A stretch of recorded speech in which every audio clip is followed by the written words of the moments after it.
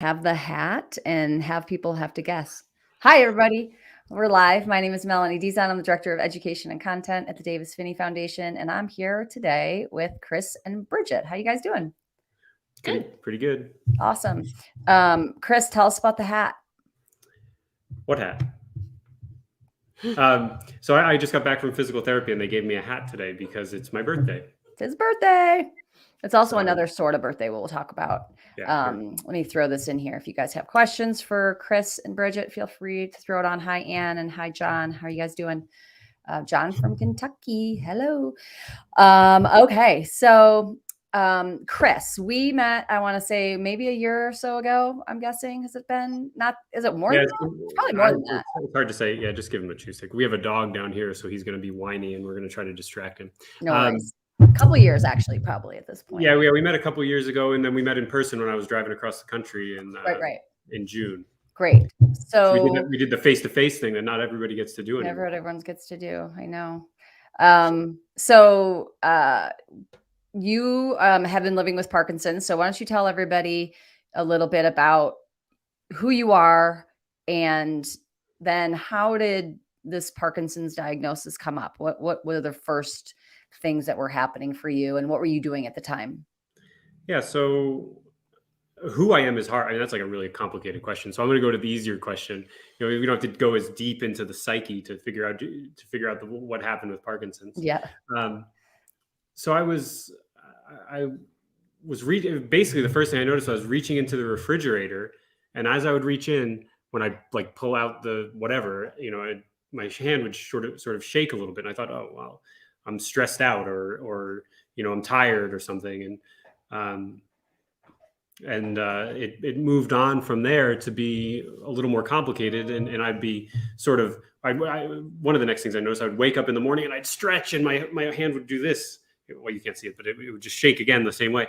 And I thought, well, that's weird. I'm not stressed now. I'm just asleep. Right. And then when it started to happen on the other side, and I started to notice my typing was getting worse, my hand was less dexterous, and then I said, okay, something strange is going on. So I went to my primary care doctor, and he was great. I mean, in a way, I think I got really lucky, and in another way, I think I didn't get very lucky with regard to the process of my diagnosis. So the way I was lucky is that I had great caregivers and care providers at the very start. I mean, my primary care doctor was like, I don't know, I don't see anything, but you should see a neurologist, and he just immediately referred me, and that was great because that doesn't always happen for people. And it turned out that he referred me to somebody that was in a certain way a colleague. He worked for the same organization I did, although we knew each other, but we didn't know each other very well. And that person, that neurologist was very forthright. He said to me, he did a number of tests. He had me walk. He did is it EEG, the electrical muscle test. He did a number of things. And he said, after about 45 minutes, that he thought, he didn't want to say that he was diagnosing me, but he said, I think you might have Parkinson's.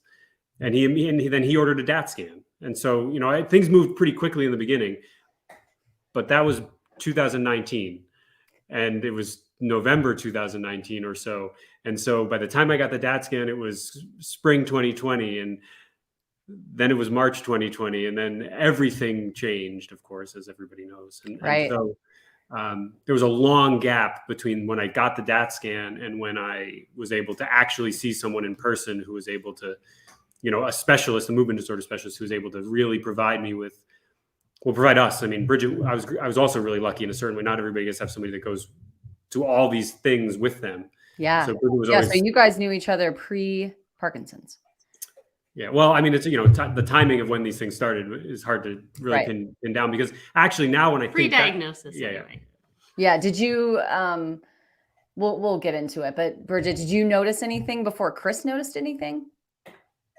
I mean, I definitely noticed the shaky hand, but, so non-specific. Right. Everyone has shaky hands sometimes. Yeah, sometimes. So, okay. So you go through that, and then, so what's going through your head? Do you have Parkinson's in your family? Did you start reading everything and, diagnose yourself, or you're like, oh my gosh, I think I have Parkinson's or essential tremor, or what were you doing during that Oh period? yeah, I was like essential tremor. I was like, now of course I don't want to say that would be necessarily, I don't know. I don't want to say that would be the right thing to wish for, really. Yeah. But in any case, you weren't sitting there going, I wish, I hope this is ALS. So we can be fair and be like, we don't want things, right? So it's fair to say you don't really want anything, right? Yeah, right. So I was not, I did get into the research pretty quickly and just sort of looking into it. I didn't tell many people that this was going on. I don't remember when I told my sister. I don't know if any of my family members are here right now, but I told my sister before I told my folks that this was going on. And so she and I were touching base, and she's a scientist, she's a researcher. So she and I got pretty deep into looking at some of the details together. And that was really helpful as well, because, I remember we had a really long conversation about statistics and how to read, journal reports, because I was like, what's this p-value stuff? I have no idea what these numbers mean. Can you help me? And so I was really lucky in that way too. Right. So yeah, I did get into diving into the research pretty quickly and reading as much as I could, but I didn't think, I've got Parkinson's. In fact, another friend of mine, another way in which I'm lucky, I have a friend who's a physician, and we were talking all about this. He's like, I think it's really unlikely. There's all these other things that could be going on, and we're talking about it. And he didn't push me in any direction to think about this in a certain way, but it did. I was thinking deeply about what could be going on and thinking about the symptoms, and I was very tuned in. Yeah. So what was the first thing that you did on terms of treatment? Did you take medication right away, or what did you do? Well, yeah, I mean, it's funny. The first movement disorder specialist that we saw, when we mentioned the thing that people often read about, that levodopa causes dyskinesia, he called it fake news. And so that was funny and not funny, but I was tuned into that idea that maybe levodopa is not something you want to start right away. And then I was also tuned into some of the research that actually still continues to say that some people maybe should start with a dopamine agonist, or maybe should start with just razagiline or soligiline, or I was looking into all these details. And I was also aware that pretty quickly I guess I'll just put it this way. My first thought really, when it comes down to it, was, okay, I got to get in a trial. I was very interested in doing that from the very beginning, because as soon as I read, we don't have a cure, we don't understand the causes really. I mean, we know some of it, but as soon as I read that, I was like, okay, I mean, the thing to do in this situation is be in trials, especially as a person with young onset Parkinson's. So when it comes down to it, on top of the hard decision about when to start medication, I had another layer to the decision being hard, which was that I knew I wanted to be in a trial, and I'm looking at all the exclusion criteria for the trials that were already started. And I thought, well, a lot of these don't want you to be on any medication. So since my symptoms were very mild, I mean, in fact, even today, when I went to my last visit with my movement disorder specialist, he said that if he didn't know, he would have to do the entire workup. And I went in an off state, and he said that, things are still pretty mild. And I agree. I mean, there's some things that are getting not so mild, but generally speaking, I'm still pretty mildly affected. And so it wasn't a real burden to not take medication right away. But the reason I did not take anything right away, was that I wanted to be in a trial. Yeah.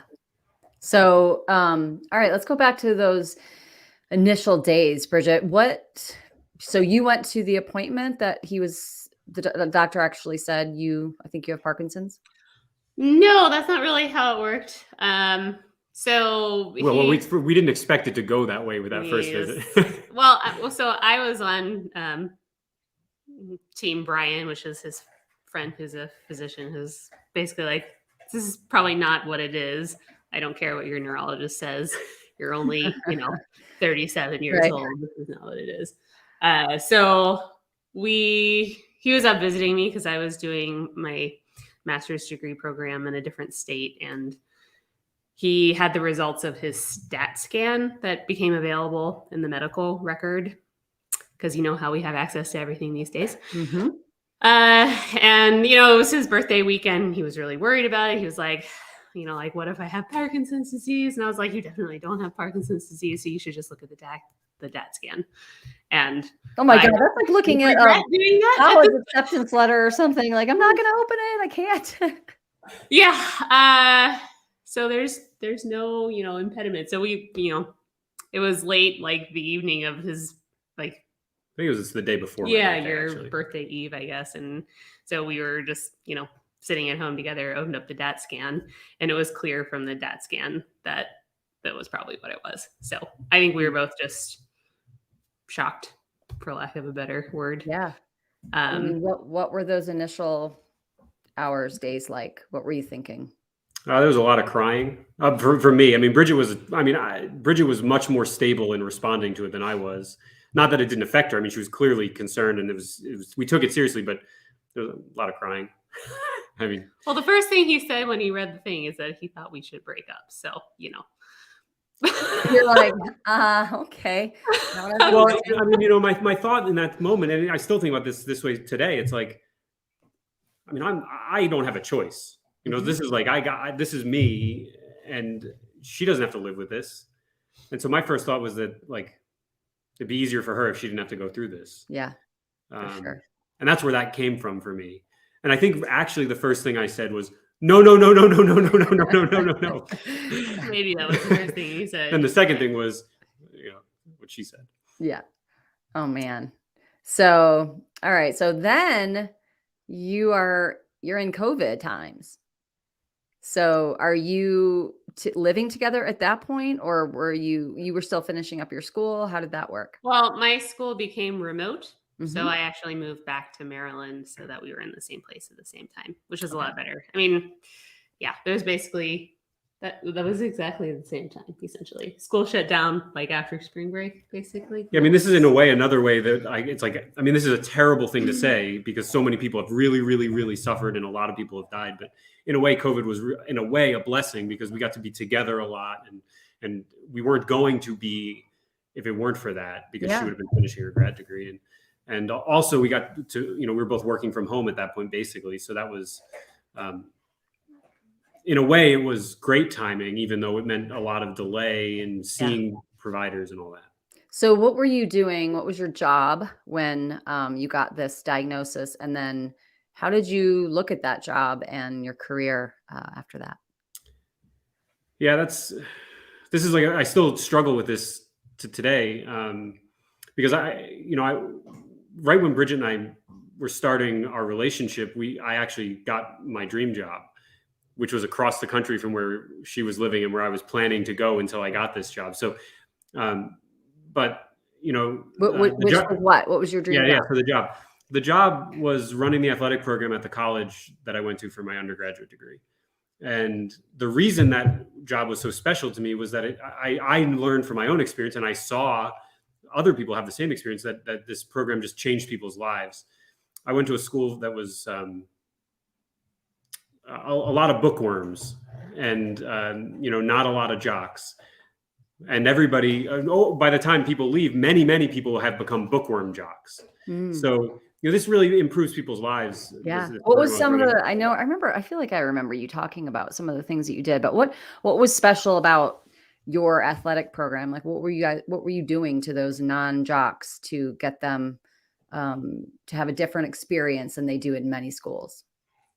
Yeah, basically, we just welcomed anybody who wanted to participate as best as we could. I mean, obviously, I'm sure some people would say that wasn't very welcoming at all. But in general, we, for example, if we were playing basketball, we would split the teams up so somebody that's new didn't have to play against somebody that was experienced, but they also didn't get isolated from those people. So first quarter was the experienced players, second quarter was the less experienced players, so that way everybody's helping each other along the way and the scores are combined. So anyway, just bringing people together that might not otherwise be together in a sporting environment.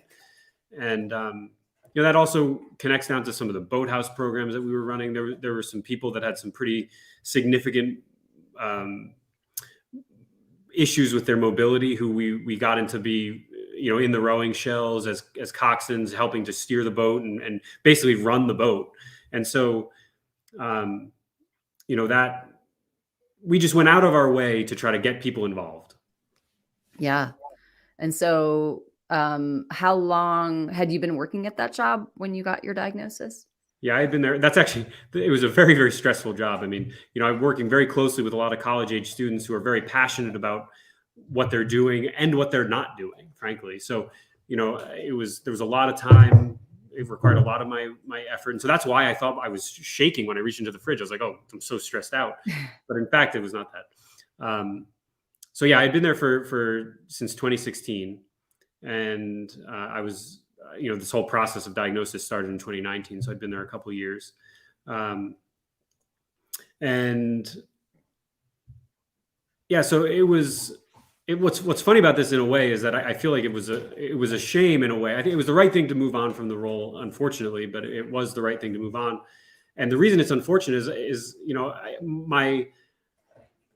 my argument was always that everybody can do this. And then I thought when I got diagnosed, I was like, well, this is perfect in a way, because now I walk the walk.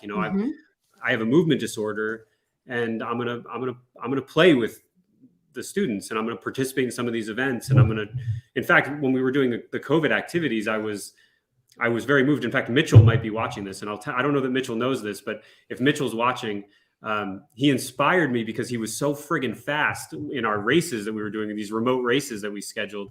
And I said, I can get closer. I don't know if I can catch him, but I bet you I can get closer. And so I was really pushing myself to exceed my to just train harder, basically. Yeah. And that was helpful to me because I was trying to catch these people that were in some cases half my age. Right. And not with a chronic illness. And was this running or cycling, or what was that? Yeah. So that program that we started was basically, let's see how many miles the teams that we have can log remotely doing any kind of human powered travel. Oh, okay, cool. And so it was running or bicycling or whatever you wanted to do. And most of the time I was running because I just found that more compelling. But other people were doing a lot of erging, rowing machines, or biking, all those sorts of things. Yeah. All right. So then, what created the change? Well, hey, it was Brigitte, Brigitte and largely. I got a job offer that was in, I guess first Colorado, and then I ended up taking a different one in Oregon because that's where my sister lives. And I wanted that job. Yeah. What do you do? I'm a genetic counselor. Okay, right. Another way in which I'm lucky. Look at that. I mean, that's crazy, right? What is I don't work in the universe is neurogenetics inspiring space, for you, but, Chris? Like everybody's making sure they're just getting their places around you and making sure everything's going to be okay. Yeah, so everybody's falling in line. That's great for me. I mean, it's also just interesting. I mean, it's fun to learn from Brigitte, the things that she knows about. Yeah, for sure. So you you said, hey, I'm just going to move. This is a good time for me to move out to Bend, and that's it, or what? Well, it wasn't quite so simple. I mean, in part because coming out of COVID and how much I cared about the position I was in, and the fact that we needed to get things back in order. So I stayed a year, maybe it was 2. I don't know. It's hard to keep track of all this time, but I stayed in Maryland, and then I moved out in June to Oregon. And, the thought process was partially that, I just said, well, I mean, when it comes down to it, it was, okay, what am I going to do? Am I going to do the thing that I've never wanted to do, which is chase money? Or am I going to follow the people I love? And, this gets me closer to some friends in Seattle. And in addition to staying with Brigitte, and her family's here. And I really, I get along very well with them, and I'm really grateful to be close to them. So that's another win. Unfortunately, I'm farther from my family, but my sister's actually going to be coming out to visit on Saturday. So that's great. Oh, nice. Good. So you leave that job and you just say, hey, like something better is going to come along. It's going to be fine. It's going to be great. No. I mean, it's that's the hope. Yeah. I mean, but it wasn't that simple, I mean, yeah, of course, I think there's all these potential things that can come up but it's hard. I really cared about the thing I was doing, and there's nothing quite like it. So you're trying to find the next step. It's just not so straightforward. That being said, Bridgette's really been we're lucky again in a certain way that Brigitte really loves her work, and it's not urgent that I find something that is matching what I was making before. So that's good, but it is stressful because I don't know when I'm going to ever get a job. Yeah. Something that's comparable in terms of how much I care about it, like a real thing that I care deeply about again. Yeah. Where I was going to make a difference in people's lives. I don't want to just work at the grocery store, although I will. I'm not opposed to it. Well, you're not. I mean, you're working with us. You're working at the Davis Finney Foundation. You're providing content and helping us. So you can let people in on the fact that you do some writing for us, which is the secret. Yeah, I mean, so I do have some things that I'm doing, and I also referee soccer and basketball. So it's not that I'm not working; I'm being productive, but. I'm grateful to do those things. In fact, I just got the opportunity to do some mentoring for some young people that are starting as referees. So that's also really cool. I'm really glad to do that. Yeah. And of course, I'm really excited to be doing this writing for the foundation.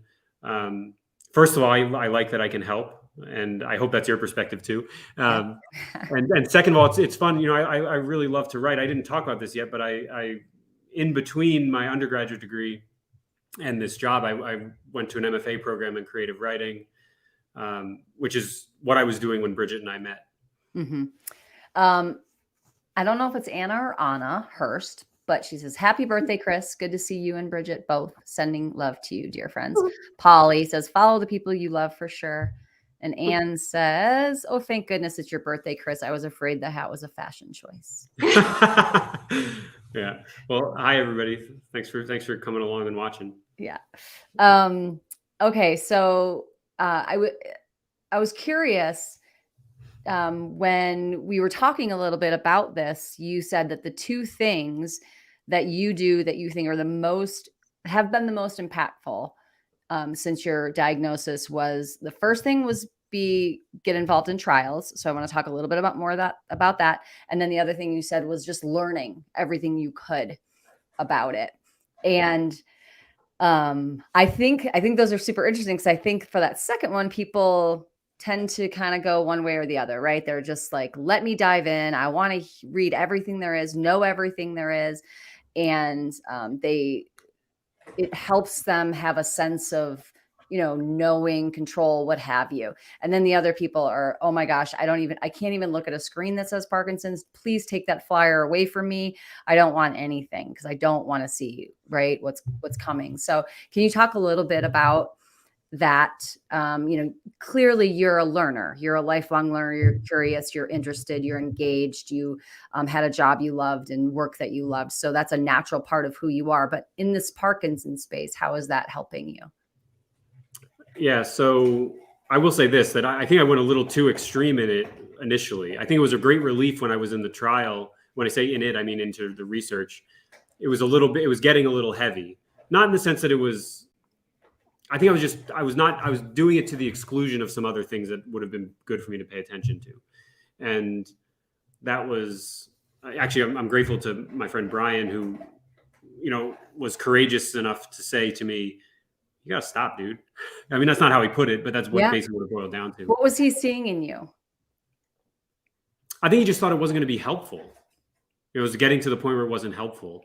And, he was really generous with his understanding. He's a physician, and he was able to help me understand things that they're beyond me.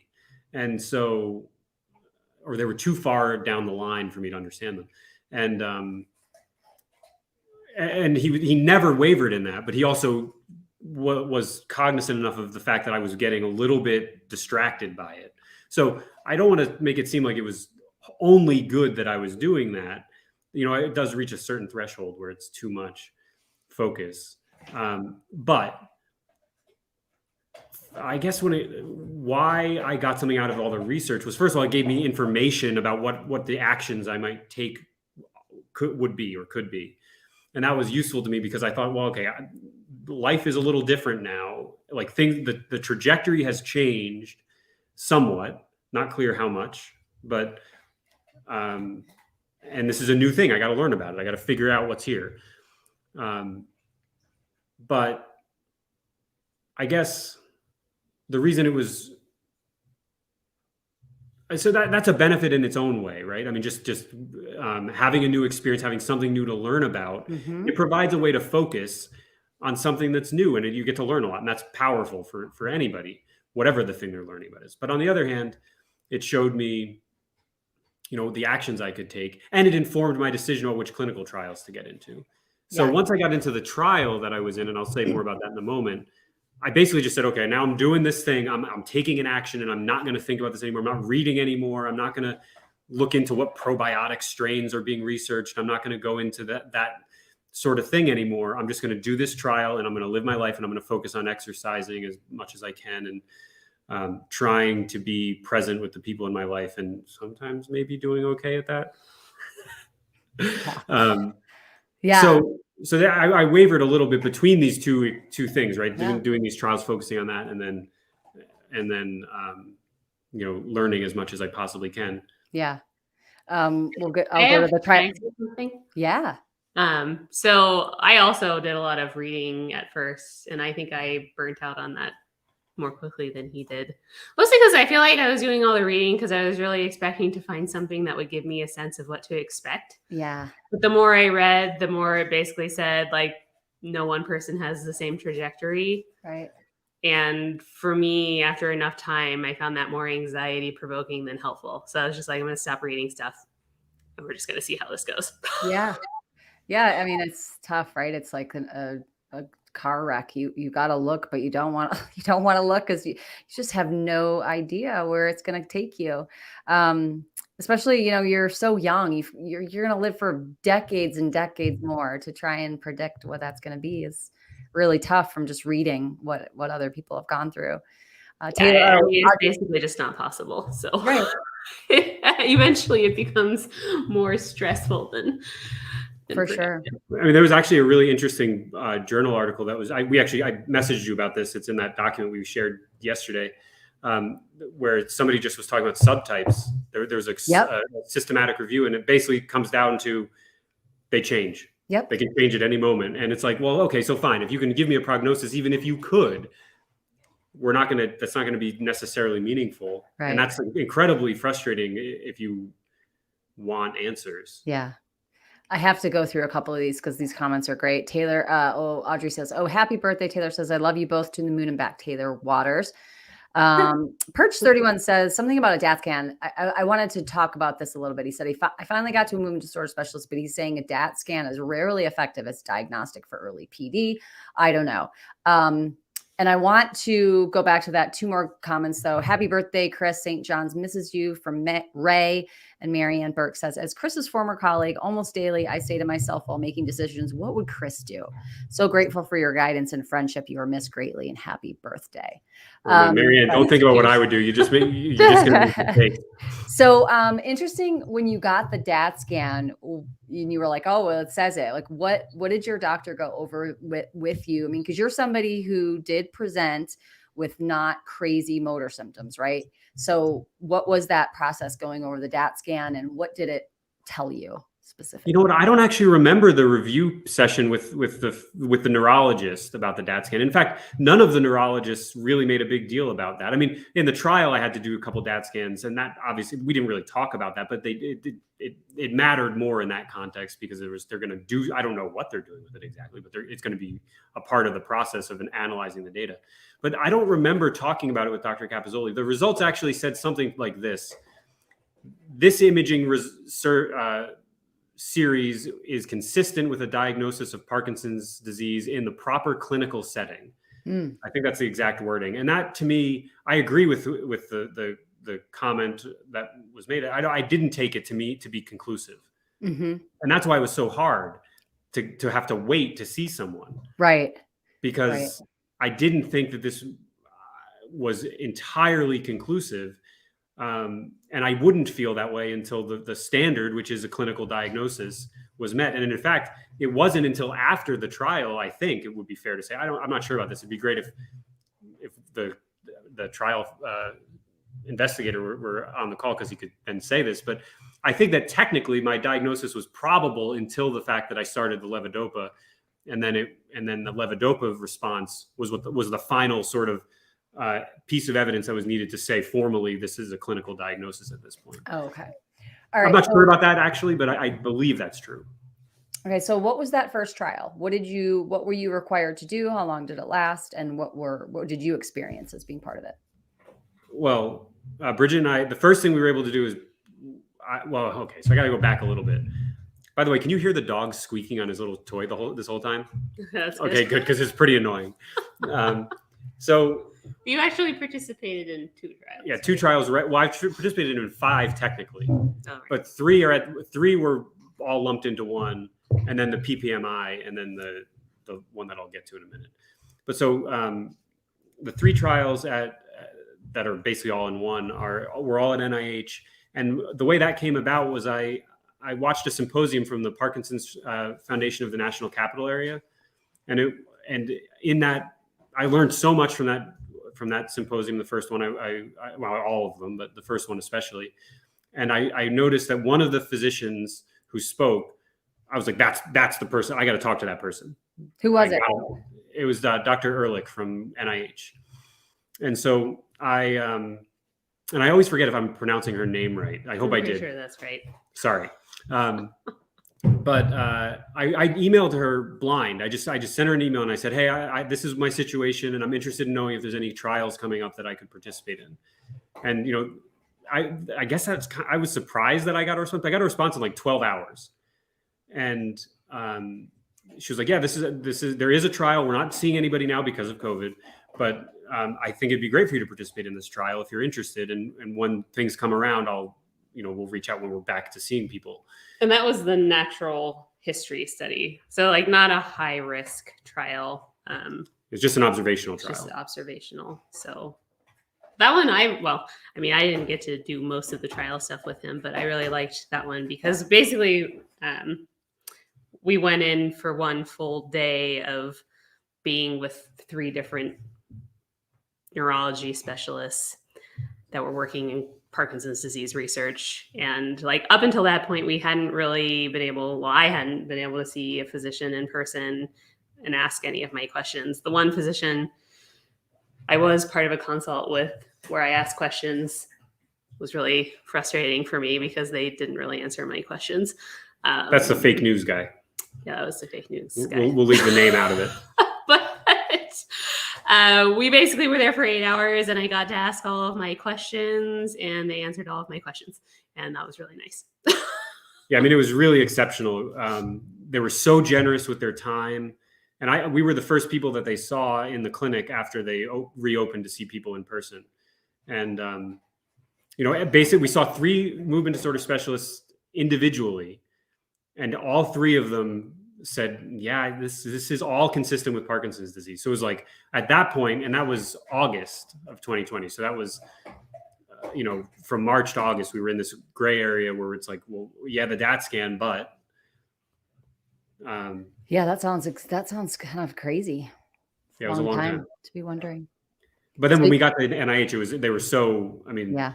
I mean, that's one of, the many benefits of doing trials is you do get access to doctors and specialists that you wouldn't normally, right? Yeah, I talked to somebody, Joe, actually, I was talking to Joe Connor, Joe, because you talked to him about virtual reality. And yesterday or the day before, he just finished his 50th trial. Well, I was so psyched when he told me that. I was like so into it. It's so great. He's just done so many things and learned so much. So, okay. So the first 3 trials, what were you doing? The history one, we got that one. What was the other one? Yeah. So the natural history one was just, it's conversation and they did genetic testing.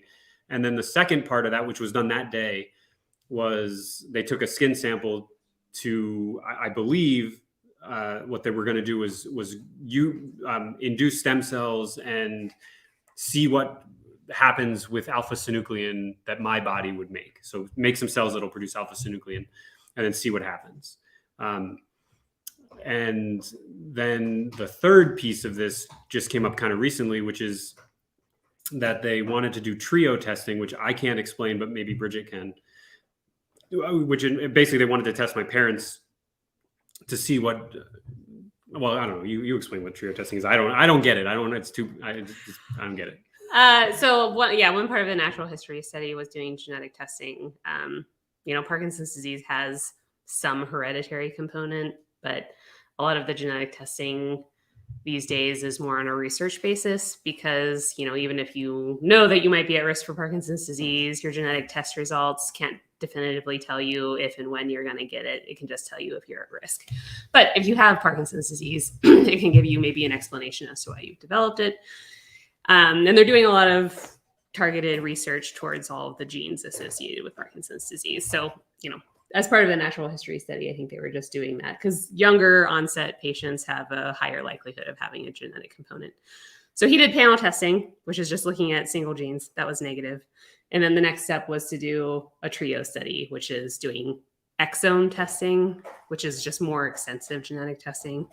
And they like to test parents because what they see is, if parents don't have something, but the affected person has something, then they can make greater conclusions about, okay, maybe this is disease causing because neither parent has Parkinson's disease. Right.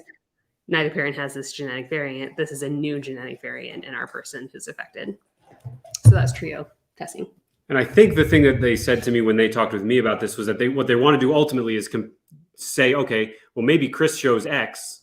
Maybe that's a bad letter to choose, but Chris shows this variant, but then they're going to compare my results to other people who they did trio testing for to say, maybe there's a pattern in all these people or some of these people. Mm-hmm. And no results on that yet. Yes. Yeah, we haven't heard anything back on that one yet. I don't think they return results for exome studies unless you specifically ask for them. Mostly because there's not a whole lot of clinical utility in the research outcome. Yeah.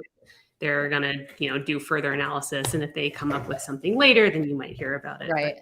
At this point in time, I don't even know if you would ever hear back from them. I think the only thing I would have heard back from is if there was some other thing that they found incidentally, like a cancer-causing gene or something like that, which I guess since we haven't heard, that means that they didn't find that. Yeah. Did you do the skin biopsy test? Yeah, so that's the skin. Well, they did a skin biopsy to do the alpha-synuclein. Oh, they did. Okay, yeah. Great. But it was a blood draw that they did for the genetic testing. They didn't. Well, actually, I don't know. They might have used the skin punch that they did for both genetic testing and. Probably not. Yeah, I mean, I definitely drew a lot of blood. Yeah. Okay. Let's see here. So that was the natural history study, and then those are the three parts of the one study. And then PPMI I joined, which is, I've only done the first visit for that, which I'm surprised about. I thought I would have heard back by now, but it's when I logged into the portal the other day, it said, they would expect something soon. And I think some of my family members are in that too. And so that's interesting and hopefully going to be valuable down the line. Yeah, for sure. And that exercise one? Another exercise one? No? No, I haven't been in any exercise trials except the ones I've executed on myself. Okay. Well, tell us about that. Well, I mean, just trying different things to see what goes on in terms of my symptoms. But I haven't been super scientific about it. Just trying to catch Mitchell. Were you, so you were active before this happened. This is, sort of part of who you are. And so fortunately, you didn't get something that told you to do something you've never done before, right? You know that movement is important. You knew it before, and now you know it even more now, how important it is. And you've tried a couple of different things, and you're doing climbing right now, right? You're taking some climbing. And where I got my hat. That's where you got your hat. And this is my helmet for climbing. Specifically climbing and Parkinson's, yes?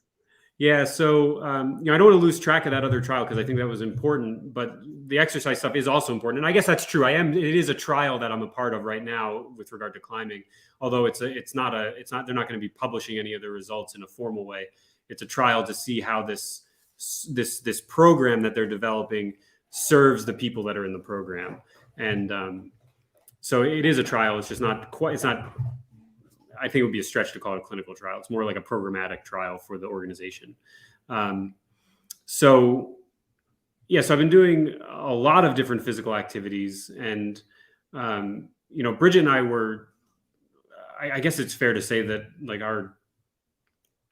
in a certain way, our relationship is sort of like sparked and grounded in doing physical things together. Like we go cross-country skiing as often as we can now that we're here, where that's an option. We would try to get as many hikes in as we can wherever we go. When we drove across the country, we would stop places to hike. When Brigitte was in Grand Junction and I would go out to visit, we do so many hikes. In fact, I don't know if Sonia's here, but if she is, she would say something like, when I went to visit them there, it was exhausting. Yeah. I don't remember exactly how she put it, but it's just kind of what we do. And one thing that we haven't done since my diagnosis, which I want to do while I'm still feeling pretty minimally affected, is get back into scuba diving. I'm very curious actually to see how that feels given the way the pressure changes. And I'm just curious about it. And that's what I meant when I said the trials that I perform on myself, Yeah. And of course I'm going to check with the specialist before I do that and make sure there's no medication and issues with doing diving. Yeah. My understanding is there's not. Yeah. I can put you in touch. We have some very, very, passionate scuba divers in our community. So I'm sure they would love to talk about it. Yeah. I can't wait to be able to do it again. Yeah. As far as the climbing, so I just got back, right? I actually didn't shower yet. So sorry, Brigitte. I don't know. I can't smell me because that's one of my symptoms, but then maybe you can smell. So I just got back from a session a little while ago, and it was a hard one. In fact, I don't often have a tremor, but my tremor was, as I was driving back, my whole hand was sort of just going the whole time. And that doesn't usually happen for me. And I think it was just because I was doing some particular holds. Yeah. I had to sort of extend, I was kind of like bowed out because there was a big boulder in the middle and I was sort of like extended around it. And that required, when I moved my legs, I had all my weight was in my hands. And I actually, that was the first time I ever fell off in these sessions was today. Wow. So how many sessions and how long is this program? The program is fairly short. It's 6 sessions, but they got us all month passes to the gym. So I can go as many times as I want. Do more than that. Yeah. Yeah. And so we're doing all sorts of interesting things. Like they have these great tools called blaze pods, which are, they light up in different orders. So, sometimes I'll climb to a certain point and then I have to look to find where on the wall to find where the next lit up blaze pod is. And then you touch it and the light turns off and it goes to the next one. Oh, cool. And then today we did this cool thing where there were paired blaze pods at roughly the same height as you go up the wall. And I had to sort of reach my legs behind to touch, cross my legs while holding the wall to touch the blaze pod with my foot.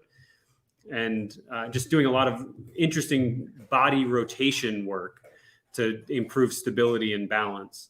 I think that's the goal of that. Yeah. And the whole program is run through the physical therapists that he's been going to. So he's kind of directed by a group of people who specialize in doing physical therapy for Parkinson's disease, which is cool. Yeah. So did you seek out a physical therapist very soon after your diagnosis? And I didn't right after, in part because at that point my symptoms were extremely mild. Now I do have an issue where if I'm running and I don't have if my dose isn't timed well relative to a run, I'll have a gait issue where my right leg will swing wrong and I can't really control how my foot falls. And so once that started to happen, and it does get better with the levodopa, but it doesn't go away. I wanted to see people who could help me evaluate my gait and see what I should strengthen, what is too strong, or I don't know if that's the case, but in any case, I wanted to see somebody at that point. So I found out actually through a great organization in Bend called Oregon Adaptive Sports about this physical therapy group that focuses exclusively on people with neurological conditions. So yeah, working with them has been excellent. And they invited me to participate in this trial of this program. And gave him a birthday hat. And gave me a birthday hat. They actually gave me another hat. It's back here. They gave me a real hat too. I think they might have thought it was a little goofy. So oh, nice. Thanks for my hat, Destination Rehab hats. Yeah. The exercise is helpful though. He always talks about how, if he's gone running one day or maybe not running one day, how it impacts his symptoms. So it seems as though if you do it regularly, it improves things within reason. Yeah. Things get worse the less I do, put it that way. Mm. And that's anecdotal, but all you know is your own personal experience with it. So yeah. We've heard in many places that exercise is one of the main things that you can do to mitigate your symptoms. And, And that seems to be backed up by my personal experience. It doesn't always get better right away too. So sometimes that could be really discouraging. Like for instance, my tremor coming out after the session today, and I still feel a little bit more rigid. I'm due for my second dose of levodopa for the day now, but sometimes, and I know there's research about this. Another example of how these things relate, right? That my interest in research informs my activities. But I do know that there are certain. Actually, I think this is on the blog, the Finney Foundation blog. There's a post where a physical therapist was talking about why do you sometimes feel worse. Yep. And so that's a great post. Maybe that's something that I should look at more thoroughly. But yeah, I was getting that question a lot, and she was a good friend, and she had a PT practice that was all with people with Parkinson's, and so I was like, we need to address this. Let's address it. It was really interesting. Because we are so far on the other side, exercise, move. But we were just getting a lot of comments about people being, I feel worse, or I can't get up to do it, or whatever. So I think it's helpful to know, right? To know that it might be worse sometimes. And it doesn't always mean that you have to stop unless it's unsafe, right? Unless something is happening that's unsafe, but to expect there to be some blips along the way. Yeah, I mean, I certainly experienced that. And I've never really, I've had injury setbacks just as not necessarily related to Parkinson's, but, I think that the next day is always better for me personally. Mm-hmm. Now, that may not be the case for everybody, because for me, I think the real thing is it's about hydration. I've noticed that's a big pattern for me. If I'm not really well hydrated, I'll have a worse immediate response to workout. Yeah. And that is also impacting your meds, right? So if you're not taking each time you take your meds with a full glass of water, then you're impacting its ability to do its job. And then add to that, just being dehydrated when we're working out. And it's like, which one is it? Well, I don't know, but you can fix both things, right? Yeah. And see if you have a better result. So that's for sure. So Brigitte, did you have any interest in genetics and neurological disorders, Parkinson's, when you were deciding to become a genetics counselor? I definitely looked into it a little bit, particularly since we did this whole genetic testing study. I was curious about it. My interest has always been in the cancer space, and that's where I currently work. It's hard in the neuro space. I feel like this is a terrible thing to say in the context of everything, but like most of the genetic testing that we do there is on a research basis. So it's not clinically helpful yet. Yeah.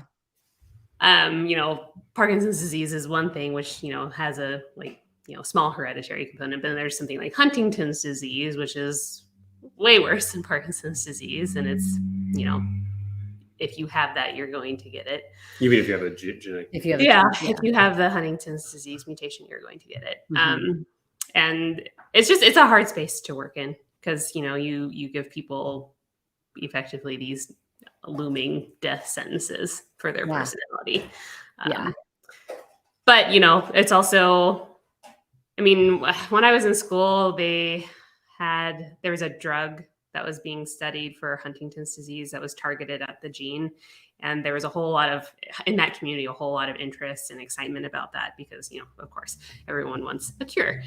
And the people who were in that space were also excited about it. And while I was it was in the last year of my program, the phase 3 study had to stop because I don't know if it was a safety thing or just it wasn't working. And that whole community was just, it was so terrible. But then, better news is that in Friedreich's ataxia, which is also a neurodegenerative condition of sorts, also no treatment for that. Also worse than Parkinson's disease.